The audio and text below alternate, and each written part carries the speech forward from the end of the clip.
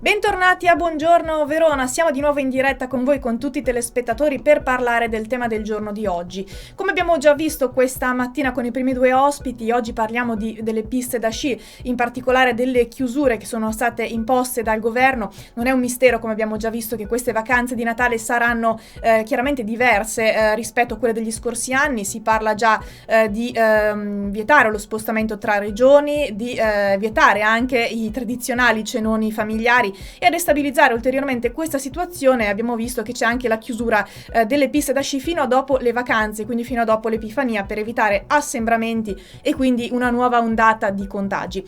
Su questo punto però sono tanti dubbi che sono ancora da chiarire. È giusto chiudere un comparto in cui lavorano 400.000 persone e che porta 12 miliardi di euro all'anno in tutta Italia?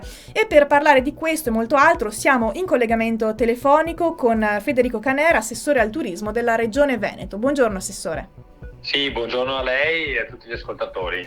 Allora Assessore, lei in questi giorni si è fatto portavoce degli esercenti funiviari, in generale dei comprensori sciistici del Veneto, chiedendo di fatto al governo di aprire le piste da sci o quantomeno indicare una data di inizio della stagione invernale per poter dare modo alle aziende coinvolte di prepararsi adeguatamente. Ecco, ad oggi ha avuto risposta dal governo?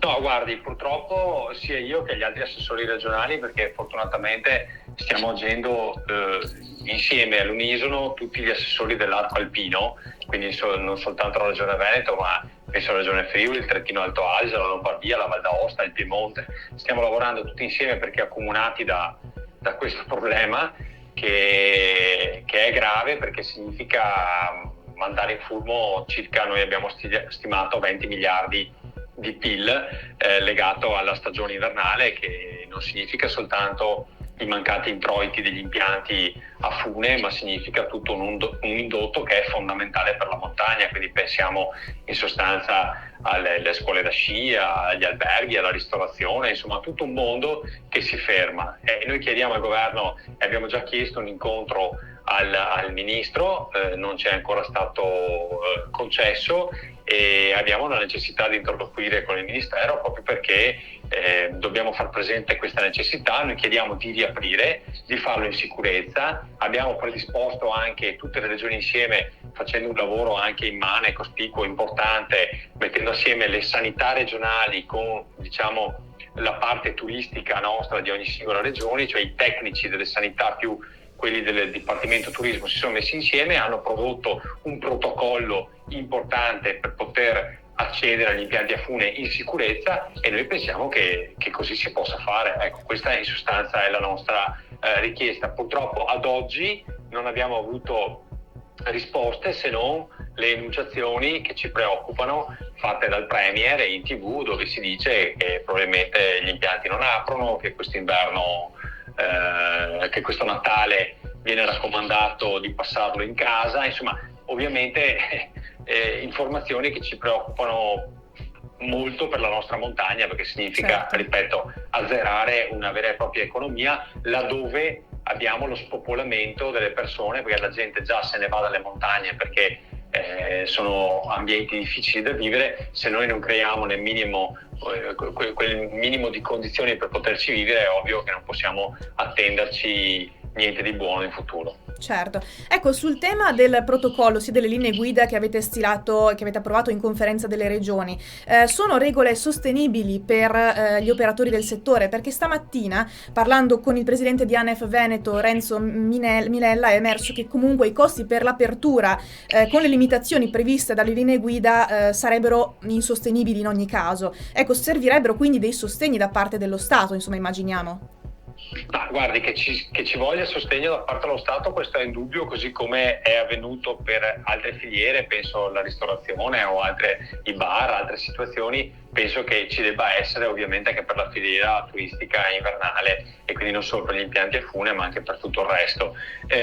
Credo però onestamente che le linee guida poste dal governo siano inaffrontabili, diciamo, ma quelle poste dalle regioni secondo me consentono di poter agire in sicurezza. Sicuramente ci sarà meno gente che gira nelle piste, perché ovviamente il protocollo prevede il carico delle funivie al 50%, prevede una serie di limitazioni, di controlli che appesantiscono sicuramente i costi e i conti delle funivie. Però vede, il ragionamento che faccio io non è legato soltanto all'impianto fine a se stesso, perché giustamente il Presidente dell'ANER fa un ragionamento sui costi dell'apertura degli impianti e quindi l'innevamento delle piste. Noi facciamo un ragionamento di economia di sistema che è molto più importante, quindi non possiamo permetterci di non aprire. Ecco, allora piuttosto che si apra con le limitazioni, che si dia un contributo agli impianti e alle società di impianti a fune per poter reggere questa situazione, però almeno si fa girare un po' di economia, un po' di alberghi, scuole di sci, bar, ristoranti e quant'altro, insomma, perché chiudere totalmente significa non avere un turista in montagna, perché io è vero che sento qualcuno che fa qualche commento in TV, penso l'altro giorno a Reinhold Messner che ha detto la montagna non è soltanto lo sci, potete anche andare in montagna per fare una ciaspolata o a camminare. Questo è vero, però è difficile mi consenta di riempire alberghi o seconde case o appartamenti o agriturismi soltanto con le persone che vanno in montagna per rilassarsi o per fare due passi in mezzo alla neve. Purtroppo il tema legato alla discesa o da fondo è fondamentale e quindi non possiamo non tenerne conto. Certo. Ecco, per quanto riguarda invece la fuga degli italiani oltre confine per andare a sciare, ma anche per passare le vacanze natalizie, ecco, cosa pensa di questa situazione che in un certo senso sembra paradossale, perché certe attività sono vietate in Italia, ma a poche centinaia di metri dal confine invece sono concesse? Ma guardi, io penso due cose e glielo dico anche in maniera drastica e dura, però a un certo punto credo che si debba arrivare anche al vedo, che è questa. Prima cosa, il governo deve agire a livello europeo per dire che non è possibile in Unione Europea, visto che ci definiamo un'Unione Europea e quindi con certe regole anche comuni, pensare che la pandemia sia soltanto in alcune aree. La pandemia ormai è globalizzata, anzi altri paesi soffrono più dell'Italia, perché guardi che l'Austria è presa peggio dell'Italia, o comunque la Francia, la Svizzera, la Germania stessa. Di conseguenza non è pensabile che si possa aprire in quei paesi e che in Italia si tenga chiuso. Capisco che è una presa di posizione dei governi locali, cioè dei governi nazionali, però è anche vero che secondo me il Premier Conte deve a livello europeo pretendere una linea comune, quindi o si apre tutti o si chiude tutti. Nel caso non riesca a fare questo, che sarebbe già grave perché significa non contare a livello europeo, noi non possiamo permetterci che la gente vada a sciare in Austria o in Slovenia, e poi Slovenia tra l'altro dove non c'è nemmeno l'uso delle mascherine. Ecco, allora quantomeno che si dica a chi ha intenzione di andare a sciare all'estero che quando torna si fa la quarantena in Italia, perché altrimenti noi rischiamo anche dal punto di vista sanitario di riavere un contagio con tutti i sacrifici che noi stiamo portando avanti, dico noi popolazione, ma penso anche agli infermieri, ai medici, a tutto il personale ospedaliero che sta veramente tirando la cinghia a livello di lavoro, e ci sta costando anche, perché tutta questa operazione sanitaria ci sta costando come regione.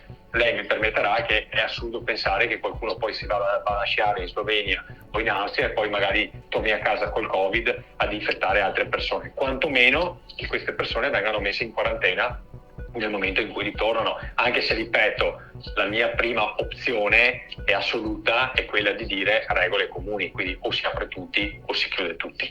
È stato chiarissimo, assolutamente. Resteremo insomma in attesa delle linee guida da parte del governo, che dovrebbero uscire comunque a giorni. E nel frattempo noi ringraziamo e salutiamo Federico Caner, assessore al turismo della Regione Veneto. Grazie per essere stato con noi oggi. Grazie a lei, arrivederci. Benissimo, allora noi vi salutiamo, vi diamo appuntamento come sempre domani alle 7:15 con i nostri servizi utili, alle 7:30 con la rassegna stampa e un nuovo tema del giorno. Grazie per averci seguito e un buon proseguimento di giornata.